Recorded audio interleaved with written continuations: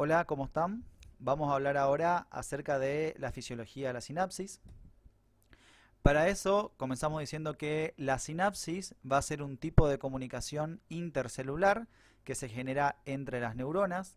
Generalmente, por eso hablamos de una neurona presináptica y otra neurona que es posináptica. Pero en algunas ocasiones vamos a encontrarnos con sinapsis que se producen entre una neurona y otra célula efectora de tipo no neuronal. A la izquierda tenemos el esquema de una neurona típica con sus diferentes partes, que nosotros vamos a dividirlo en tres zonas. La zona de recepción, que corresponde a las dendritas, que es la parte de la neurona que va a recibir el estímulo proveniente de otra neurona. Una zona de integración, que corresponde al soma celular, en donde se va a encontrar el núcleo y las diferentes organelas. A este nivel se van a sintetizar los neurotransmisores que van a ser empaquetados en vesículas. Y después tenemos la porción conductora o la zona conductora que corresponde al axón, recubierto por las vainas de mielina, y los telodendros, que van a ser las ramificaciones de este axón, en cuyo extremo se van a encontrar los botones sinápticos. Dicho esto, vamos a ver que el impulso nervioso se va a transmitir entonces por medio de la porción conductora hacia otra neurona. Según el lugar de contacto, nosotros vamos a tener diferentes tipos de sinapsis. Acá tenemos esta imagen, vemos el soma, las dendritas, esto es el axón con los telodendros y los botones sinápticos. Existen sinapsis que se llaman axodendríticas, que se producen entre un axón y la dendrita de otra neurona. Tenemos axoespinosas, cuando se producen entre un axón y la espina dendrítica de otra neurona. Axosomáticas entre un axón y el soma. O si no, axoaxónica, que se producen entre dos axones. Acá tenemos entonces en esta imagen una sinapsis axodendrítica, una sinapsis axosomática y sinapsis axoaxónicas. Pero también podemos clasificar a la sinapsis, según el mecanismo de acción, en sinapsis eléctricas, en las cuales el impulso eléctrico se transmite de una célula a la otra directamente por uniones de tipo gap o nexus, y los dos ejemplos típicos en donde se produce esta sinapsis es a nivel de la retina con los fotorreceptores y a nivel de los miocardiocitos, que están intercomunicados por medio de los discos intercalares. También tenemos sinapsis gaseosas, donde la sustancia que cobra más importancia a este nivel es el óxido nítrico. Acá vemos cómo la neurona presináptica libera glutamato.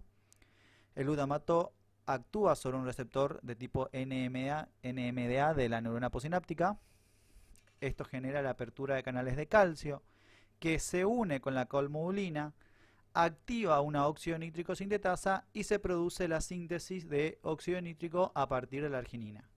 ¿Qué estoy explicando acá? El mecanismo de acción de una sinapsis gaseosa. ¿Por qué? Porque ahora este óxido nítrico puede viajar en sentido retrógrado y llevar a cabo una respuesta uniéndose a receptores citosólicos, o puede directamente unirse a receptores citosólicos como la guanilato ciclasa y llevar a cabo una respuesta en la neurona postsináptica. O sea, puede actuar tanto en la neurona presináptica como postsináptica, porque es un gas y puede difundir libremente. Y el último tipo de sinapsis, según su mecanismo de acción, son las sinapsis químicas, que utilizan justamente unas sustancias químicas que se denominan neurotransmisores. Estos neurotransmisores, a nivel esquemático, lo podemos dividir en dos tipos: neurotransmisores clásicos y neurotransmisores de tipo neuropéptidos, en donde la principal diferencia está en su tamaño. Los neurotransmisores clásicos van a ser moléculas más pequeñas que los neurotransmisores de tipo neuropéptidos. También vemos que los neurotransmisores clásicos se utilizan cuando queremos llevar a cabo una acción que sea rápida, mientras que los neuropéptidos cuando buscamos una acción que sea prolongada y sostenida en el tiempo.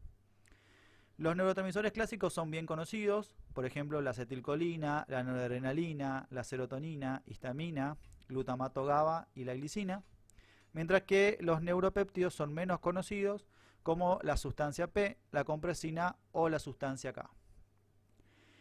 Y otra diferencia es que los neurotransmisores clásicos, si bien comienzan a sintetizarse en el soma celular, terminan de formarse a nivel del botón sináptico dentro de la vesícula.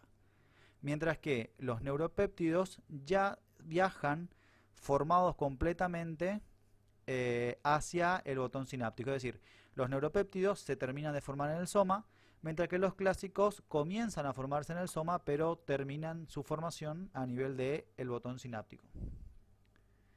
Vamos a explicar entonces en detalle el mecanismo de acción de una sinapsis química.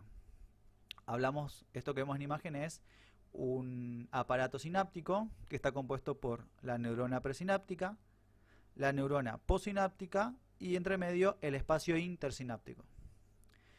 Con la llegada entonces del potencial de acción se produce la apertura de un canal de calcio. En realidad de más de un canal de calcio, ¿sí? Esquematizamos solo uno. Se produce la entrada de calcio desde el líquido extracelular y esto genera que las vesículas con los neurotransmisores se depositen sobre unas estructuras denominados conos sinápticos y posteriormente se produzca la exocitosis de los neurotransmisores. Acá el mecanismo de acción va a variar según sea una sinapsis excitatoria o inhibitoria. Si hablamos de una sinapsis excitatoria, la unión del neurotransmisor con su receptor produce la apertura de un canal de sodio en la neurona postsináptica y por lo tanto se genera la despolarización de esta.